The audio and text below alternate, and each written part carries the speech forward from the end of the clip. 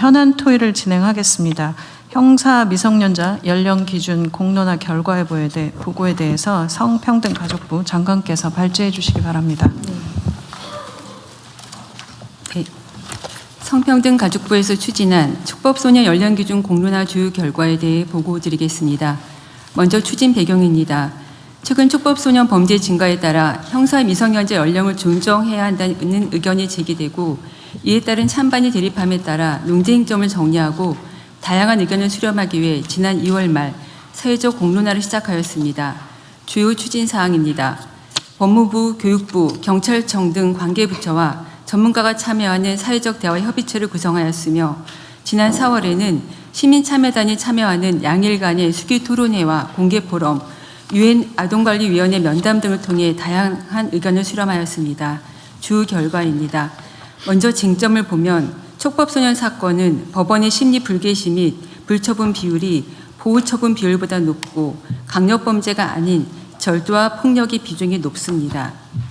특히 촉법소년은 경찰에서 법원으로 바로 정권 송치되는 반면 범죄소년은 훈방 등이 가능하므로 단순 통계의 비교는 어렵습니다. 다음 쪽입니다. 청소년의 형사책임 능력을 판단할 때 청소년기 정신적 발달 특성과 자기통제 능력을 고려해야 하며 연령을 하향하더라도 상당수는 보호처분을 받을 가능성이 높으므로 소년보호처분에 대한 개선도 병행되어야 합니다. 참고로 소년의 연평균 수용률은 112%로 과밀화되어 있으며 소년보호 재판 담당 판사는 전국에 30여 명으로 연간 5만 건 이상의 소년보호 사건을 처리하고 있습니다. 이어서 시민참여단 수기 결과입니다. 강력 중대 반복 범죄에 한하여 하향하자는 비중이 가장 높았으며 일괄 하향, 현행 유지 순으로 나타났습니다. 연령 하향 범위는 13세 미만으로 1살 낮추자는 의견이 가장 높았습니다. 특히 시민들이 중요하다고 본 결정 기준은 범죄 예방을 통한 사회 보호, 피해자 보호와 국가의 책임 있는 대응이었습니다. 다음 페이지입니다. 사회적 대화협의체 제도 개선 공고안의 주요 내용입니다. 시민참여단 수기 결과를 존중하되 연령 하향의 효과와 통계적 근거, 소년의 발달 특성, 보호 인프라 여건 등을 종합적으로 고려하여 신중한 검토가 필요하며 관련 제도 개선 사항을 함께 제시하였습니다. 초기 대응을 위해 촉법소년 경찰 조사 가이드라인 및 조사권 근거를 마련하고 입원뿐만 아니라 통원 치료까지 가능하도록 치료 처분을 개선하는 등 보호 처분을 내실화하고 보호처분 시설 및 소년본류심사원 등 인프라 확충, 피해자 진술권, 열람 등사 등 피해자의 알 권리 보장 등을 위한 법률 개정을 권고하였습니다. 종합 검토 의견 및 추진 계획입니다. 시민참여단 수기 결과를 고려하여 강력 중대 범죄에 한해 연령을 낮추는 방안을 검토하되 협의체에서 제시한 소년사법 체계 전반의 개선 대책을 병행 추진할 필요가 있습니다. 형법 및 소년법 등 관련 법률 개정을 추진하고 범정부 추진 체계를 통해 보호처분, 교정, 예방 등 후속 제도 개선 과제를 긴밀히 논의해 나갈 필요가 있습니다. 이번 공론화 과정에서는 2달 동안 각계 전문가와 많은 시민 여러분께서 진지하게 참여해 주셨고 언론에서도 개별 사건을 넘어 우리 소년사법 체계의 현황과 개선 방향을 함께 고민해 주셨습니다. 많은 시민들께서 이 문제를 이렇게 폭넓고 깊이 있게 사회적으로 논의한 것은 처음이라며 연령 하향 여부를 떠나 그 자체로 의미 있는 과정이었다는 말씀을 전해주셨습니다. 대통령께서 공론화의 필요성을 주문하지 않으셨다면 우리 사회가 형사 미성년자 연령이라는 하나의 제도를 넘어 청소년을 어떻게 보호하고 건강하게 성장하도록 도울 것인가를 함께 고민하는 출발점에 서지 못했을 것입니다. 나이라임 오렌지 나무라는 책에는 생업에 바쁜 부모의 방임으로 자신을 크리스마스에 태어난 악마로 여겼던 꼬마가 소년의 얘기를 들어주고 보듬어주는 이웃집 아저씨 뽀르뚜가로 인해 마음의 안정을 찾고 성장해가는 이야기가 나옵니다. 이번 공론화 과정에서 우리는 그동안 소년 비행으로 보호처분을 받았던 많은 소년들이 사회 곳곳에 있는 이런 뽀르뚜가의 도움으로 잘 성장하여 전문직, 공무원, 지역사회 일꾼으로 활동 중인 사실을 확인했습니다. 앞으로 성평등가족부는 관계 부처와 함께 소년 비행에 대하여는 엄중하게 바라보되 도움이 필요한 소년이 곁에서 이러한 사회적 논의를 바탕으로 청소년이 안전하게 성장하고 국민이 안심할 수 있는 사회를 만드는 데 최선을 다하겠습니다. 이상입니다. 네, 여기 우리 의견들을 좀 들어볼 텐데 핵심은 그런 거죠. 일괄적으로 낮추지 말고 중대범죄, 반복범죄에 한정해서 한 살만 낮추자. 네. 그 말이죠. 부분적으로. 뭐 다른 분들 의견도 한번 말씀해 보십시오. 의견 없어요? 너무 예민한 주제라서 나중에.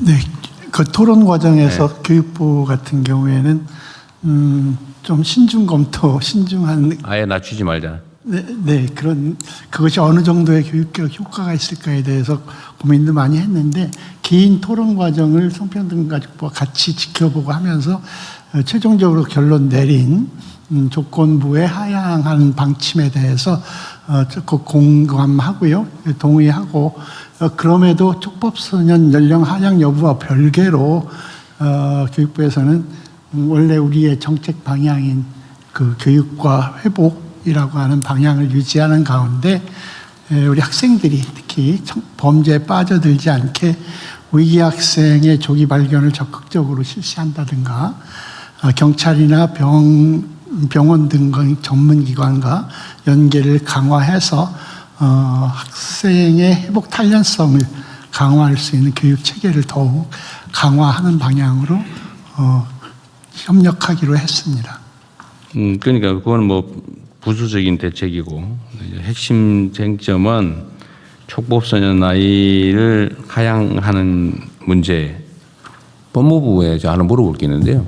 예, 만약에 반복 범죄에 대해서 이제 나이를 낮추면 그러면 첫 번째 소위 초범 행위, 첫 촉법 행위에 대한 기록은 남아 있어서 확인이 가능한 겁니까? 이게 만약 그 심리하지 않는 걸로 결정돼 버리면 아예 3년이면 기록 자체가 없어집니다. 그러죠. 기록 자체가 없어져 버리잖아요. 그런데 반복 범죄인 걸 어떻게 확인하지? 뭐 그런 문제도 있고요. 일단 저희 법무부 의견을 좀 간단히 말씀드리면은 네. 일단 두 가지 측면이 있는 것 같습니다. 일단 최근에 축법 소년들의 범죄가 증가되고 있고 그중에 이제 중대한 범죄가 증가됨에 있어서 이러한 범죄들이 형사처벌 대상에서 완전히 배제된다고 했을 때 국민적 불안감의 문제가 네. 있고요. 또 마찬가지로 그 이면의 문제인데 또 축법소년들이 요새 많은 정보를 갖고 있지 않습니까? 나는 뭐 축법소년인데 나 처벌받지 않아. 이걸 악용하는 사례들 네. 이런 것에 대한 국민적 감정이 있습니다. 두 번째로 법리적 측면에 있어서는 그 형사 미성년자들은 축법소년은 생물학적으로 일률적으로 책임 능력을 결정하고 있거든요. 그렇게 이렇게 예외적으로 이렇게 하는 경우는 오히려 그게 예외적인 겁니다. 그렇기 때문에 현재는 14세 미만으로 일률적으로 정해져 있는 그 책임 능력의 문제를 갖다가 범죄의 중대성이라든가 뭐 반복성 같은 것은 책임 능력과는 별개의 문제 아니겠습니까? 그리고 그 행위자의 속성과는 그 책임 능력은 그 행위자의 속성의 문제인데 범죄의 중대성이라든가 또는 뭐 이런 반복성 별개의 문제이기 때문에 이걸 해갖고서 부분적으로 또 예외적으로 몇 가지 범죄에 대해서만 하향한다는 것은 법리적인 문제가 좀 있다라는 그런 측면의 문제도 있습니다. 그리고 또 중대범죄를 갖다 어떻게 가르칠 건지 나눌 건지에 대한 쟁점도 남아 있습니다. 그래서 저희는 한 일괄적으로 해서 뭐 13세 미만으로 낮춘다고 한다고 하더라도 어쨌든 사안 하나하나에 따라서 개별적으로 판단해야 될 문제이기 때문에 그것이 남용돼 갖고 뭐 과도하게 처벌받는 소년들이 늘어날 것으로 보지는 않고 있습니다. 네. 근데 이게 논쟁을 하자면 끝이 없는 의제여서 일단 팩트를 몇 가지 체크를 해봐야 될 것 같아요. 일단 반복 범죄, 경미 범죄죠, 그러니까 중대 강력 중대 범죄를 왜 구분해놨나 모르겠는데 이건 좀 다른가요? 강력범, 중대범? 그러니까 이 부분에 대해서는 국회에서 범죄 형태가 네. 예를 들어 뭐 살인, 강간 뭐 이런 유형. 네. 그다음에 중대 범죄는 뭐 피해가 크다든지 뭐 이런 네, 걸 말하는 네. 뭐 예를 들면 폭행 사건인데 네. 뭐 사람이 죽을 네, 그러니까 뭐 그러면 중상의 상해 결과가 치사하게 되고. 나왔거나 어쨌든 뭐 뭐 네. 중상의 결과가 생겼다든지 네, 네, 뭐 네. 이런 중대 범죄는 그렇고. 네. 하여튼 요거는 뭐 예를 들면 규칙이나 이런 걸 정하면 될 테니까. 네. 그 문제는 아닐 것 같은데 문제는 반복 범죄를 판단하려면 그 종전 범죄 기록을 남겨야 되는데 이 촉법 제도의 취지가 기록 자체를 아예 없애버린다는 거잖아, 그죠? 예, 심리하지 않게 되면 3년 후면 아예 수사했다는 거, 3년 입건됐다는 기록 자체가 그럼 없는 3년 동안은 기록이 남아 있어요. 네네. 그럼 3년 내에 반복 범죄를 했을 경우라고 하면 그런 실무적인 문제는 없겠네요. 이제 그렇습니다. 네. 뭐 그 정도 타협은 할 수 있을 것 같고. 네. 어차피 지금 3년이면은 14살인데 11살부터 저지른 거라면 어차피 재배고 3년 지나면 어차피 14살 넘어서 통상 형사범이 되니까 네네. 그건 뭘 문제 없겠네요. 네네. 그럼 3년 이내에 뭐 반복 범죄라고 어쨌든 하면 그 문제는 해결이 되겠는데. 근데 강력범, 중대범을 어떻게 정할 거냐? 뭐 이거는 뭐 사회적 합의를 통해서든 어떻게 정하면 되긴 한데. 네, 그렇습니다. 문제는 일률적으로 낮출 거냐 말 거냐. 근데 낮춰야 된다는 거에 대해서는 별로 이견이 없는 것 같아요. 지금은 어떻습니까? 낮추면 안 된다. 현재 상태를 유지해야 된다. 그건 아닌 것 같죠. 네. 지금 자료를 보면 낮춰야 된다는 분들이 꽤 높은 비율로 나오고 있지 않습니까? 근데 그것은 낮추면 안 된다. 낮춰야 한다. 낮춰야 한다. 별로 그거는 뭐 이견은 없으신 그러면 그 낮춘다. 이건 일단 정하고 두 번째로 일률적으로 낮출 거냐, 중대범죄로 낮출 거냐. 네. 일률적으로 낮춘다면 몇 살까지 낮출 거냐. 일률적으로 낮추는 거를 뭐 2살씩 하는 건 너무 과한 것 같긴 하네요. 지금 일단 만약에 논의한다면 1살 정도 일률적으로. 예, 그렇습니다. 네. 일률적으로 한다면 한 살. 근데 중대범죄에 대해서는 어떻게 할 거냐 그러면. 근데 요즘 실제로 저런 거 있지 않나요? 아니 뭐 물론 뭐 언론 보도라고 하는 게 약간 선정성이 있어서 극히 예외적인 경우가 주로 보도되긴 하지만 아까 본부장은 말씀하신 것처럼 나 처벌 안 받아라고 하면서 그 저지르는 장면도 있더라고요. 네.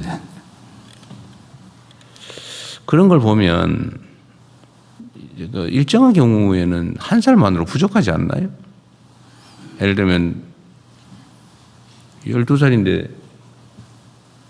무슨 살인행위나 중범죄를 알면서 저지를 수도 있잖아, 그죠?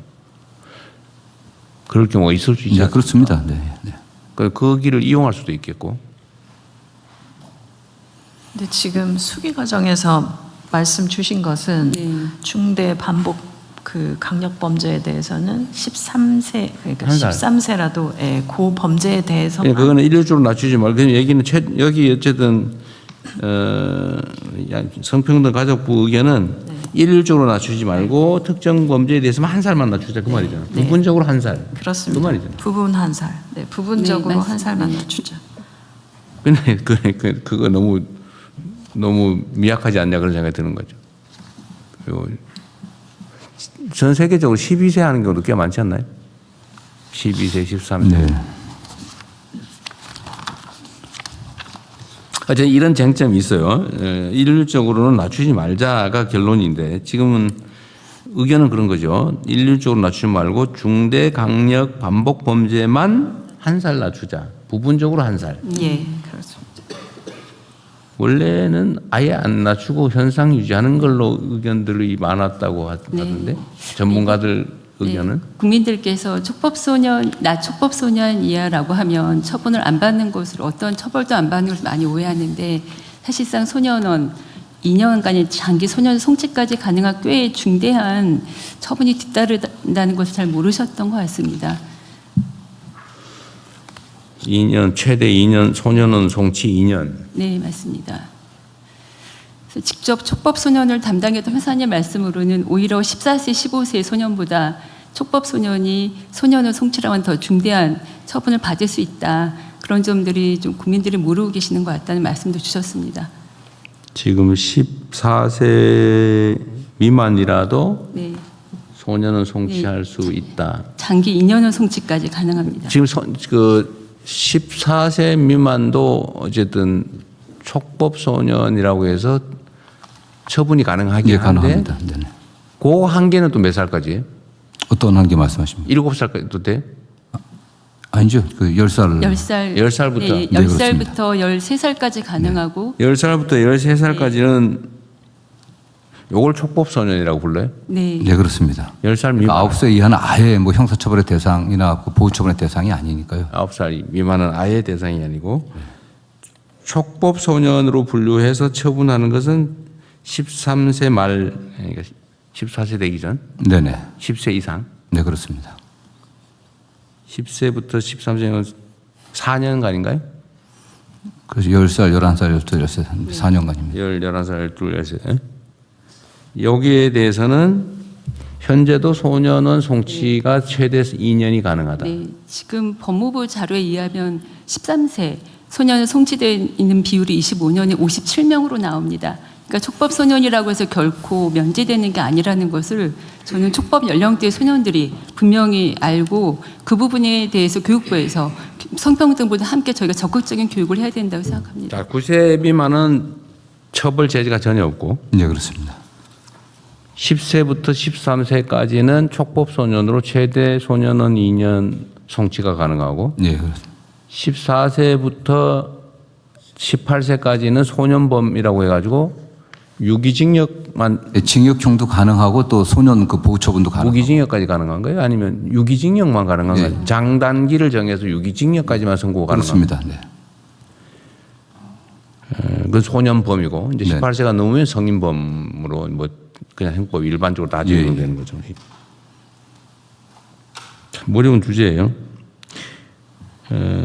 중대강력범죄만 소년범으로 처벌하자.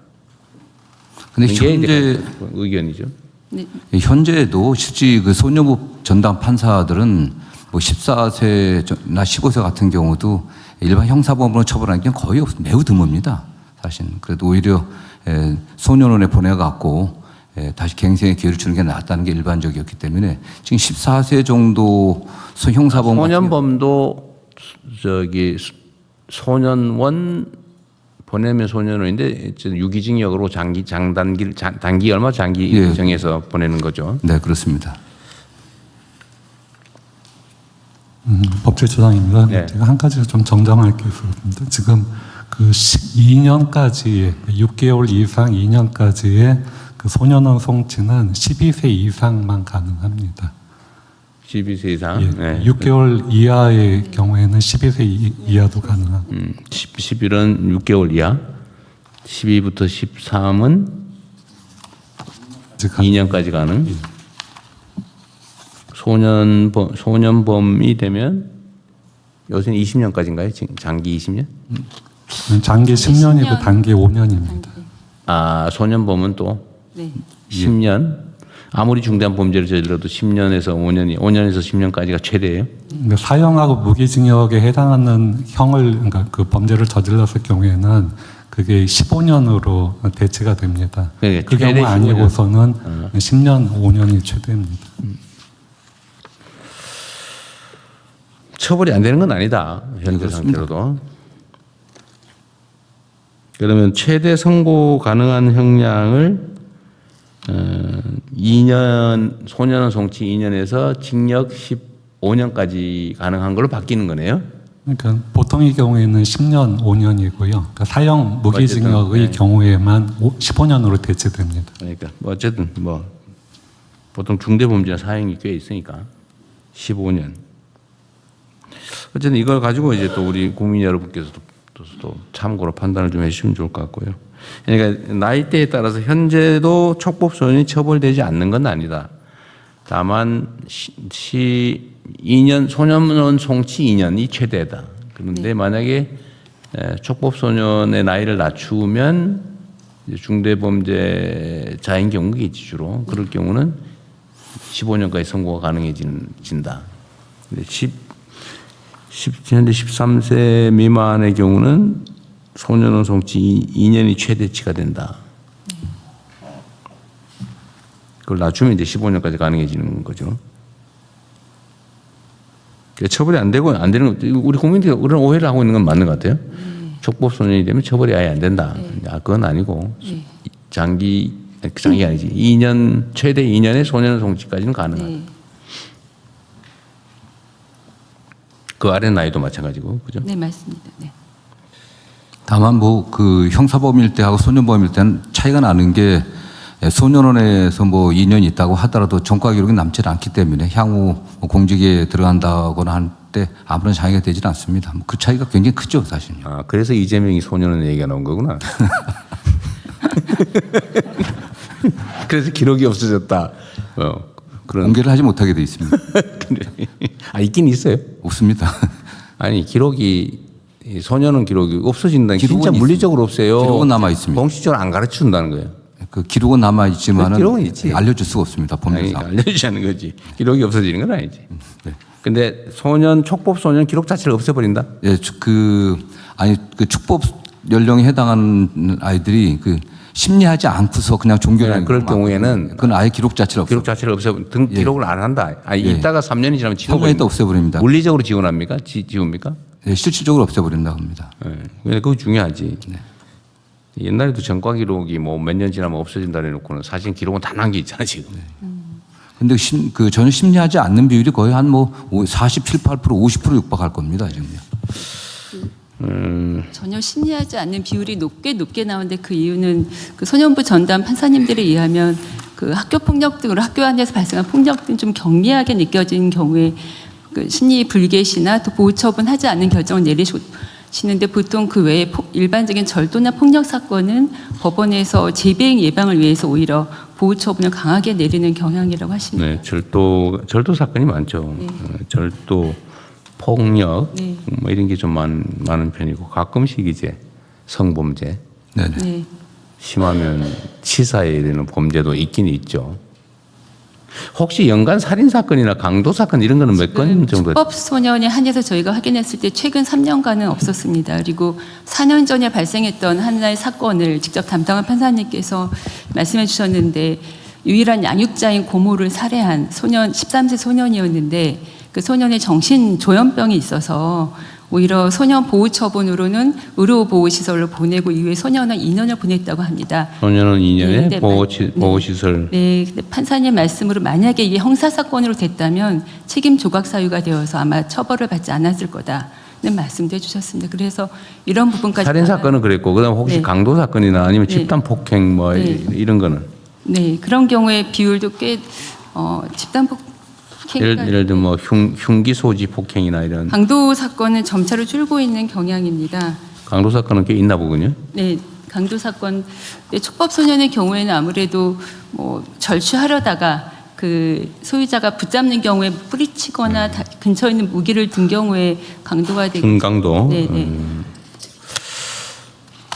어려운 주제인데 오늘 뭐 최종 결정을 하지 말고 이 논의를 기반으로 다시 우리 현장의 의견 또 우리 국민들의 의견도 좀 수렴해 보고요. 하여튼 쟁점은 이렇다. 현재도 처벌이 되긴 하는데 최대 소년은 2년 송치가 최대다. 근데 이걸 바꾸면 15년까지 가능해진다. 이거를 모든 범죄의 경미 범죄까지 다 낮출 거냐. 낮추면 이제 다 기록이 남는 거죠. 기록이 남아서 어디 뭐 약간의 감정적인 우발적 뭐 폭행 사건 이런 것도 일단 신고되면 뭘 기소유예라든지 하더라도 기록은 다 남게 되는데 촉법소년 상태면 없어진다. 예, 뭐 심리 불개시 경우는 그 차이가 있고 경미하면 심리 안 하겠죠. 네. 그러면은 어쨌든 전체에 대해서 낮출 거냐, 낮춘다면 1년 할 거냐, 2년 할 거냐, 최대가 2년인 것 같고. 또 중대 범죄와 반복 범죄, 강력 범죄, 요런 경우만 1살 또는 2살 낮출 거냐. 요거 남는 건데 낮추긴 낮춰야 될 것 같고요. 네네. 부분적으로 낮출 거냐, 전면적으로 낮출 거냐, 모두 범죄 낮출 거냐, 1년 낮출 거냐, 2년 낮출 거냐. 요 범위 내에서 다음에 한번 또 토론을 한번 해보고 그 사이에 네. 우리 국민 의견도 한번 수렴을 또 한번 해보시죠. 네. 다양한 방식으로 뭐 이런 조사를 해보든지 아니면 이 얘기를 좀 알게 된 사람들의 의견이 중요하니까요. 뭐 모르고 아예 처벌이 안 된다 이런 생각하는 분들이 있어서 네. 그런 분들은 처벌해야지 네. 이런 생각이 많거든요. 네. 근데 그게 아니고 처벌되는데 더 강화하는 거다. 네. 그런 전제에서 다시 한번 또 의견을 한번 들어보겠습니다. 매우 중요한 예민한 현안이어서요. 오늘은 여기까지 하시죠. 이건. 네, 말씀 주신 것처럼 사실 저희가 드라마를 통해서 보면서 이게 굉장히 굉장히 많은 사건이라는 생각을 할 때가 있고 또 좀 아예 처벌을 받지 않는다고 좀 오해하고 있거나 이런 부분들이 있는 것 같습니다. 국민들께서도. 그래서 이번 참에 좀 말씀하신 부분들을 잘 정리를 하고 그리고 이 사건들의 내용을 봐도 아주 좀 강도나 강간 이런 사건들의 숫자는 굉장히 적은 숫자이고 물론